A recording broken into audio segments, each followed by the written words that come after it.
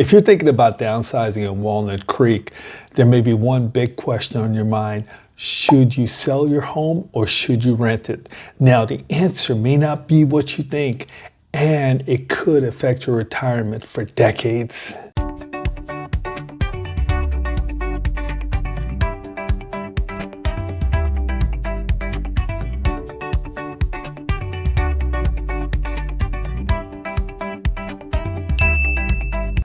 Many homeowners feel that holding on to real estate is the best investment, and that's logical. You hold on to an asset, it appreciates, you collect rent on it. But what many people don't know is this may be costing you tens of thousands of dollars depending on your situation. I recently worked with a client in this exact same situation. She was downsizing and retiring, and she had to decide, should she sell her home and move the equity into some type of investment, or should she rent her home out? Now, like many homeowners, she was uncertain about her next move. Oh, have I got your attention now? So we had to step back, take a look at the numbers, the market, and her goals to help her make an informed decision. Now, this was a lot more than just about real estate. We had to consider her lifestyle, we had to consider her income and financial security going into the future. Now, there's only 3 situations that you would typically think about renting a home.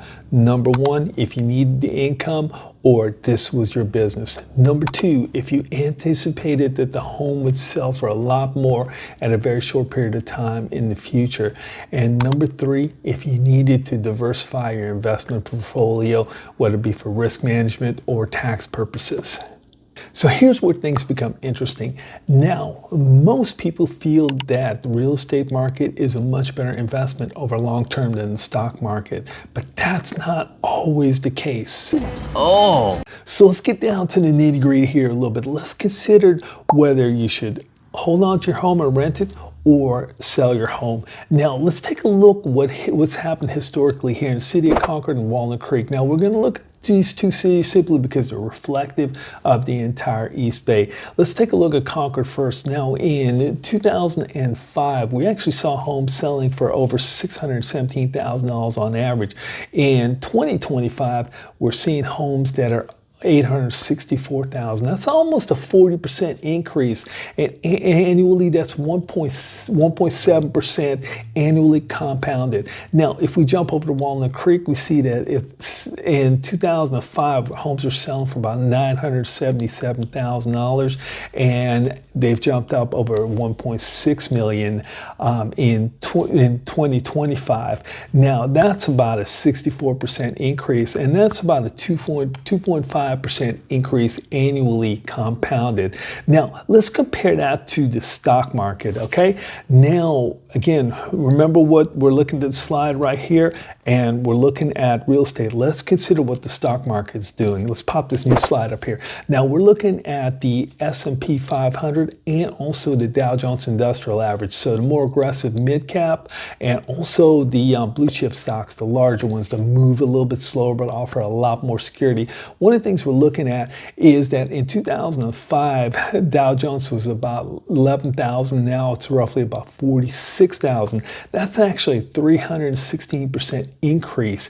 When we start comparing it to the real estate market, where we only saw a 40% increase in Concord and a 64% increase in Walnut Creek, this 316% increase is significant. And when we start looking at the S&P, the more aggressive fund, we're actually seeing that it's over 400%. Now, that accumulates on the Dow Jones Industrial side to about a 7.4% annual compounded, and then at 8.4% on the S&P. So we can see from this right now that by holding on to your home, you're going to do much, much better in the stock market than holding on to your home.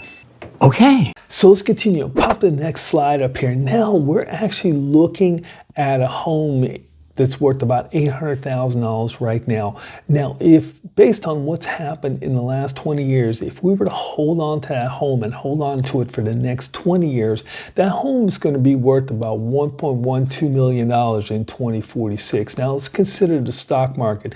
If we were to sell that home, and after selling that home, we walk away with about $400,000. Now, that's after we pay off our loan, we take care of selling costs and so forth. We have $400,000 sitting in our pocket, and we invest that $400,000. We invest it into the blue chip Dow Jones Industrial Average. Historically, what we've seen performance, if we see that same level of performance for the next 20 years, we're going to end up with over $1.6 million. Now, if we were to go into the more aggressive S&P, we're actually going to end up with, in the next 20 years, with over $2 million if you look at this. So when we start considering, should we hold on to this or should we actually sell the home? We're looking at the numbers right now, and it's really looking like we should be selling this house. Now, guys, this is definitely just some rudimentary numbers I've thrown up here and things. There's a lot more that goes into this. And if you're thinking about selling your home and you have questions about this, my number's somewhere on the screen. Love the opportunity to talk with you. And when you get ready to actually sell your home, look for that realtor. Would love the opportunity to talk with you. Give us a call. Hey, have a great rest of your week now. Bye-bye.